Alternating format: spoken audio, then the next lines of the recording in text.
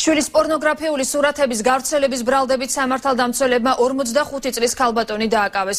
გამოძიებამ დაადგინა, რომ 11 წლის გოგონას დედა 2 წლის განმავლობაში აიძულებდა პორნოგრაფიული სურათების და ვიდეოფირების გადაღებაში მონაწილეობა მიეღო.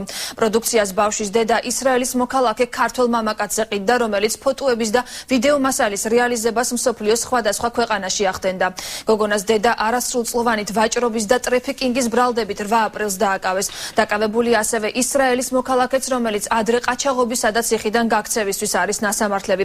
გოგონას კი სპეციალისტები ფსიქოლოგიური რეაბილიტაციის კურსს უტარებენ.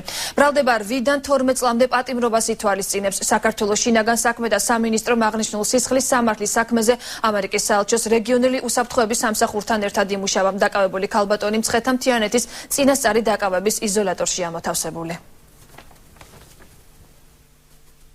გამოძიებამ დაადგინა, რომ მსხვერპლი არის საქართველოს მოქალაქე 11 წლის მცირეწლოვანი გოგონა, რომელსაც 2 წლის განმავლობაში აიძულებდა დედა მონაწილეობა მიეღო პორნოგრაფიული სურათების და ვიდეოფირების გადაღებაში. მცირეწლოვნის პორნოგრაფიულ მასალას უკანასკნელი მატერიალური გამორჩენის მიზნით გარკვეული თანხის სანაცვლოდ ყიდდა ქართული წარმოშობის ისრაელის მოქალაქე მამაკაცზე.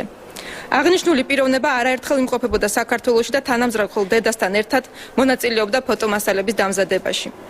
თავის მხრივ იგი ისრაელში დაფიქსირებული IP მისამართიდან ტვირთავდა აღნიშნულ ფოტო და ვიდეო მასალას სხვადასხვა ინტერნეტ საიტებზე და მსოფლიოს სხვადასხვა ქვეყნებში ახდენდა გარკვეული თანხის სანაცვლოდ მათ რეალიზაციას. Georgia Ministry of Internal Affairs 8 აპრილს საქართველოს შინაგან საქმეთა სამინისტროსა და შეერთებული შტატების შიდა უსაფრთხოების სამსახურის, ასევე შვეიცარიის, ავსტრალიის და ისრაელის სამართალდამცავი სტრუქტურების ერთობლივი ურთიერთთანამშრომლობის შედეგად დაგეგმილი და განხორციელებული იქნა ურთიერთკოორდინირებული დაპატიმრებები საქართველოს და ისრაელის ტერიტორიაზე. იმ პირებისა, ვინც ჩართული იყო ბავშვთა გამოყენებით პორნოგრაფიული მასალის დამზადება გამოყენებაში.